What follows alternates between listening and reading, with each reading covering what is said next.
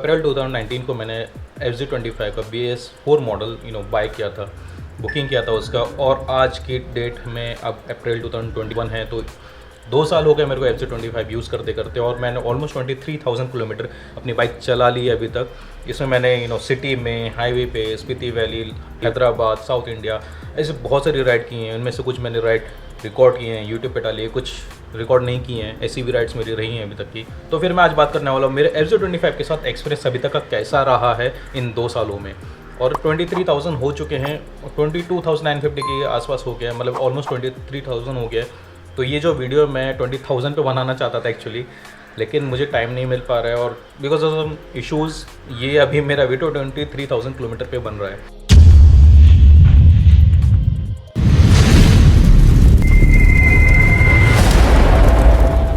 तो आज मैं जो पॉइंट्स आपके सामने रखने वाला हूँ इस बाइक से रिलेटेड, वो सभी प्रैक्टिकल बेसिस पे हैं और मेरे पर्सनल एक्सपीरियंस के बेसिस पे हैं।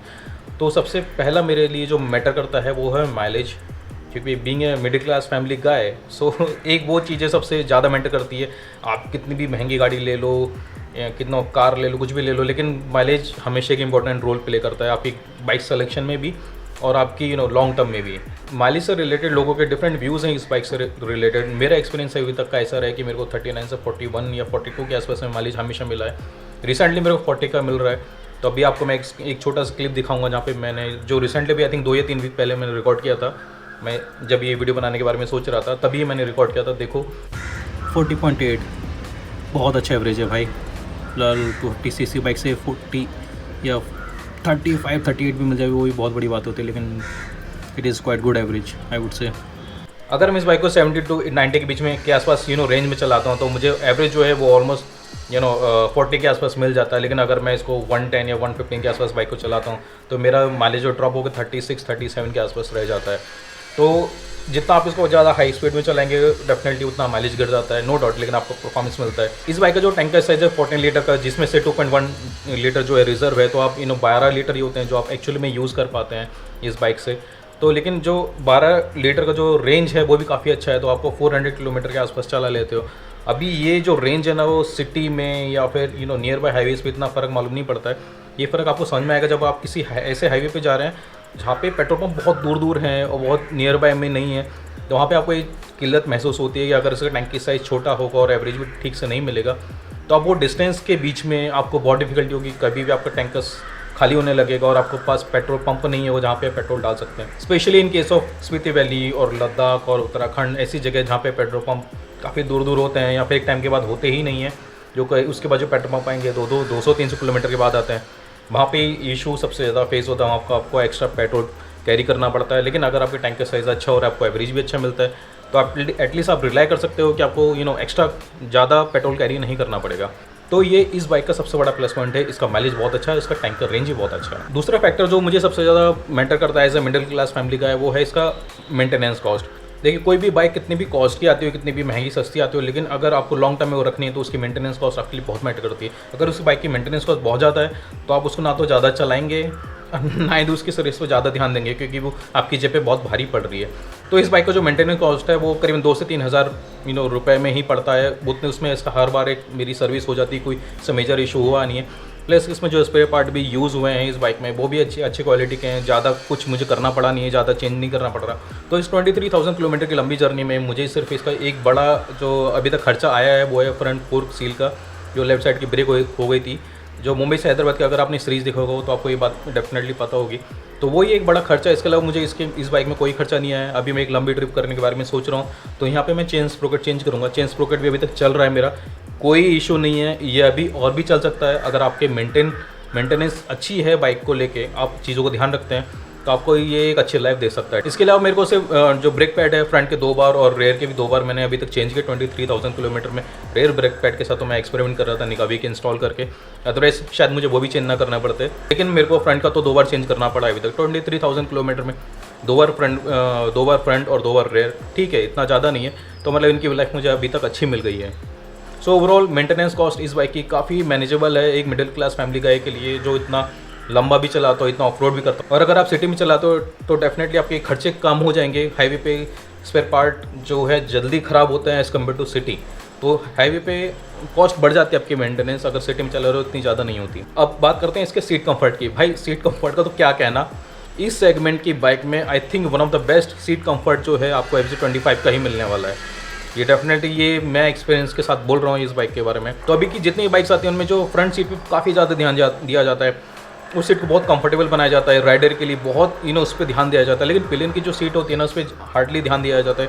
वो इतनी ज़्यादा कंफर्टेबल भी नहीं होती है, वो इतनी ज़्यादा ब्रॉड नहीं होती, बंदा उस पर ढंग से बैठ नहीं पाता, बैठता तो थोड़ी देर के बाद इसकी पिछवाड़े में दर्द होने लगता है। ये एक बहुत कॉमन इशू है।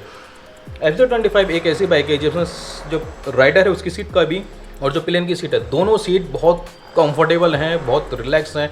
इवन FZ25 का जो राइडिंग पोस्चर वो भी बहुत रिलैक्स है, फुटरेस्ट भी ज़्यादा पीछे नहीं है, हैंडल भी ज़्यादा आगे नहीं है, बहुत आपको लीन नहीं करना पड़ता फ्रंट, आपको जो सिटिंग पोस्चर है काफ़ी स्ट्रेट रहता है, जिससे आपकी जो बैक है वो भी काफ़ी रिलैक्स रहती है। तो सीट कंफर्ट इसका बहुत अच्छा है, आप सिटी में चलाएं, हाईवे पे चलाएं, आपको कोई मेजर इशू नहीं आएगा इस बाइक में। तो overall seat comfort is very good in this bike. अब बात करते हैं इसके सिटी और हाईवे एक्सपीरियंस की। सिटी में ये बाइक काफ़ी अच्छा परफॉर्मेंस देती है क्योंकि इसमें टॉर्क अच्छा है, इनिशियल पिकअप भी इसका अच्छा है। तो आपको ऐसा ट्रैफिक आया उसमें से जिगजैग करके निकालो, वहाँ से भी आराम से निकल जाती है। कहीं पिकअप लेना हो इंस्टेंटली, वहाँ पे भी अच्छा पिकअप मार देती है क्योंकि इसका वेट भी कम है, प्लस इसका टॉर्क कंपेरेटिव भी अच्छा है वेट के रेशियो में, तो इसलिए अच्छा एक परफॉर्मेंस मिल जाता है। ट्रैफिक में आप इजीली निकल जाते हैं, एवरेज आपको अच्छा मिलता है, इंजन ज़्यादा हीटअप नहीं होता है 250 सेगमेंट होने के बाद भी।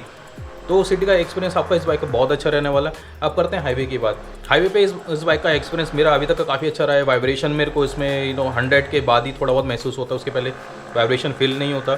तो इसका जो स्वीट क्रूजिंग स्पीड है वो 95 से 105 के बीच में ही मैं बोलूँगा, उसमें ये काफ़ी अच्छी चलती है और बहुत अच्छा खासा माइलेज भी देती है 250 सेगमेंट होने के बाद भी। और प्लस ये काफ़ी हाईवे पे स्टिक होकर चलती है, एकदम चिपक के चलती है।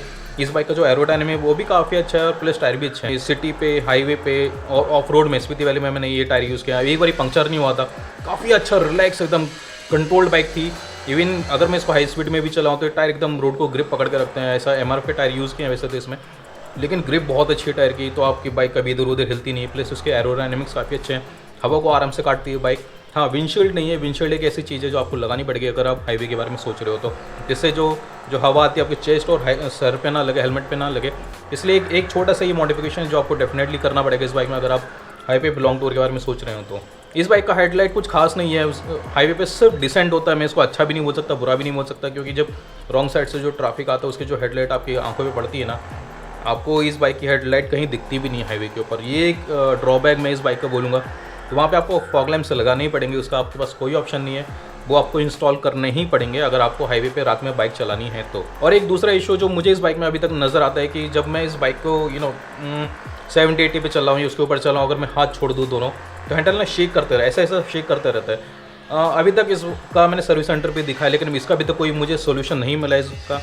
कुछ लोगों ने बोला इसका कौन सेट का इशू हो सकता है, कुछ लोगों ने बोला इसका जो टायर है वो चेंज करने की ज़रूरत है, लेकिन क्योंकि जब मैंने बाइक ली थी तभी से मेरे को इशू फेस हुआ है और तभी भी हैंडल हिलता था और टायर भी एकदम नए थे। तो मैं बोलना कि टायर अच्छे नहीं है या इनका थ्रेडिंग चला गया है तो थोड़ा सा गलत था, तो जस्टिफाई नहीं कर पा रहा था वो पॉइंट इसको। तो I don't know, still till now ये इशू का मुझे अभी तक सोल्यूशन नहीं मिला है। तो अभी इसकी बात करते हैं बिल्ड क्वालिटी की बात। देखो, इंजन बहुत अच्छा है FZ25 का, बहुत अच्छा है। यामाहा है तो इंजन डेफिनेटली जापानीज़ ब्रांड से आप अच्छा इंजन ही एक्सपेक्ट करते हैं और अच्छा इंजन है इस बाइक का, बहुत अच्छा है, बहुत अच्छी ओवरऑल परफॉर्मेंस रहती है इस बाइक की। बिल्ड क्वालिटी अच्छी है, स्पेयर पार्ट्स की क्वालिटी ऐसा मुझे लग रहा है कि टाइम के साथ थोड़ी सी डिग्रेड हुई है, मेरा ऐसा मानना है। हाँ, पहले जैसे यामाहा की क्वालिटी नहीं है, इवन इसका पेंट क्वालिटी भी उतना अच्छा नहीं है। मैं आपको कुछ थोड़े शॉर्ट्स दिखाता हूँ, वहाँ पर देखो इसका जो पेंट है वहाँ उतर गया, इवन इंजन को जो फिन्स है वहाँ से भी पेंट गया हुआ है। प्लस इसका जो साइलेंसर है वो भी बहुत रस्ट हुआ है। ये इशू इसके जो 2018 का मॉडल था उसमें भी था, 2019 में ऐसा बोला था इस इशू को सॉल्व कर देंगे, लेकिन ये इशू अभी तक भी सॉल्व नहीं हुआ। आगे इस 2020 का जो मॉडल है, 21 का भी जो है उसमें भी आई थिंक सेम इशू है, BS6 मॉडल में भी आई थिंक सेम इशू है।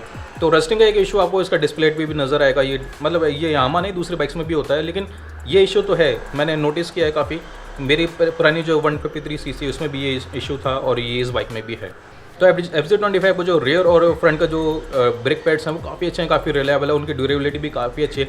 लेकिन अभी ये आपके यूज़ के ऊपर डिपेंड करता है। अगर आप उनको ज़्यादा रफली यूज़ करते हैं, ज़्यादा प्रॉपर उसको आपको अगर हैंडल करने नहीं आते हैं तो डेफिनेटली उनकी लाइफ कम हो जाती है। कुछ ऐसे लोग भी हैं जिनके ब्रेक पैड्स कुछ 5000 किलोमीटर में घिस गए हैं, जबकि मेरे ब्रेक पैड्स 15,000 या 20,000 किलोमीटर भी मैंने चलाया है। मैंने जो सेकंड ब्रेक पैड था मेरा, मैंने 15,000 किलोमीटर के बाद चेंज किया था। एक दूसरा मेजर इशू मुझे नज़र आता है वो इसके ऑडोमीटर में। ऑडोमीटर बहुत छोटा है यार, उस पर आपको ज़्यादा इन्फॉर्मेशन दिखती नहीं है। अगर सनलाइट ऐसे डायरेक्ट पड़ जाए ना तो वो ऑडोमीटर इतना विजिबल नहीं लगता मुझे। प्लस अगर मैं बहुत बार ऐसा हो रहा था, ऐसा मुझे लगता था कि मुझे ट्रिप पे जा रहा हूँ तो मुझे इसमें छेड़खानी करने की ज़रूरत नहीं पड़ेगी ऑडोमीटर में, लेकिन ऐसा नहीं है। कभी कभी ऐसा होता था, मैंने नंबर ऑफ़ किलोमीटर्स का ट्रिप लगा रखी है, लेकिन मुझे टाइम देखना है, मैंने हाथ में घड़ी पहनी है लेकिन मैं ग्लव्स पहने तो मैं इसको टाइम नहीं देख पा रहा हूँ, तो मैं वो सेलेक्ट ऑप्शन ऑडोमीटर में चूज़ करके वो टाइम देखने की कोशिश करता था। तो वो ऑडोमीटर इतना छोटा और कंजस्टेड लगता है ना कि इस पर ज़्यादा इन्फॉर्मेशन आ सकती थी, लेकिन अगर वो उसका साइज़ थोड़ा सा बड़ा होता तो अगर उस पर थोड़ी और इन्फॉर्मेशन आती है ना तो शायद मुझे वो सब करने की ज़रूरत ना पड़ती। क्योंकि जब आप हाईवे पे गाड़ी चलाए तो आपका पूरा ध्यान हाईवे पे होना चाहिए। अगर आप सपोज़ ऑडोमीटर में कुछ करने लगे, सेलेक्ट ऑप्शन चूज़ करो, ये करो वो करो, तो वो ना एक थोड़ा सा आपका माइंड ना डिस्ट्रैक्ट हो जाता है और उसमें आपके साथ मिसहैप हो सकता है, एक्सीडेंट हो सकता है। वो डर आपको हमेशा बना रहता है। तो वो एक पॉइंट है जो मुझे लगता है इसका ऑडोमीटर इतना कुछ खास नहीं है। अब दूसरा इशू मुझे इसमें नज़र आता है वो ट्रिप के साथ, ट्रिप 1 ट्रिप 2 जो है इसके अंदर, उनमें इशू नज़र आता है। जैसे आप बाइक चला रहे हो लॉन्ग डिस्टेंस के लिए, मैं जब स्पीति वैली जा रहा था मैंने ट्रिप लगा दी थी क्योंकि मुझे नोट करना था एक्चुअली मैं कितने किलोमीटर कवर कर रहा हूँ।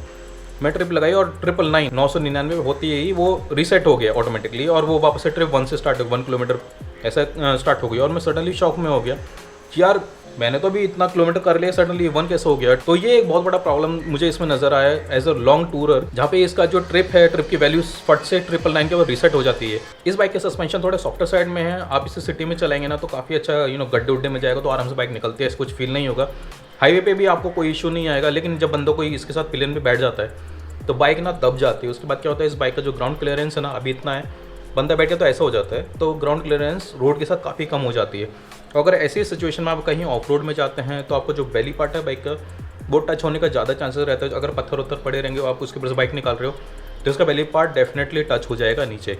ये एक इशू है क्योंकि इसकी ग्राउंड क्लियरेंस कम है, बैठने का तो और कम हो जाती है, तो एक इशू है। अदरवाइज इस ग्राउंड क्लियरेंस थोड़ी ज़्यादा रहती, थोड़ी दबने का थोड़ी की भी कम हो जाती है तो भी इतना इशू नहीं होता। ये था मेरा रिव्यू अबाउट दिस बाइक, जो मैंने भी 23,000 किलोमीटर कंप्लीट कर लिए हैं विद इन 2 ईयर्स नाउ। उम्मीद आपको ये वीडियो पसंद आया होगा। अगर आपको ये वीडियो पसंद आए तो इस वीडियो को लाइक करो, शेयर करो, सब्सक्राइब करो और मैं मिलता हूँ आपको अगले वीडियो में। तब तक के लिए मुझे इजाज़त दो। मैं हूँ आपको Ravi, take care, bye bye and safe. And by the way, अगर आपको कोई भी क्वेरीज है कमेंट बॉक्स में लिखो, मैं उनका रिप्लाई ज़रूर दूंगा। उसके बाद भी अगर आपको किसी भी टॉपिक में डिटेल में बात करनी है तो भाई लो डोंट वरी, इंस्टाग्राम में फॉलो करो, यहाँ पे आईडी आ रहा होगा, मैं आपको वहाँ रिप्लाई ज़रूर करूँगा। तो चलिए मिलता हूँ अगले वीडियो में, बाय बाय।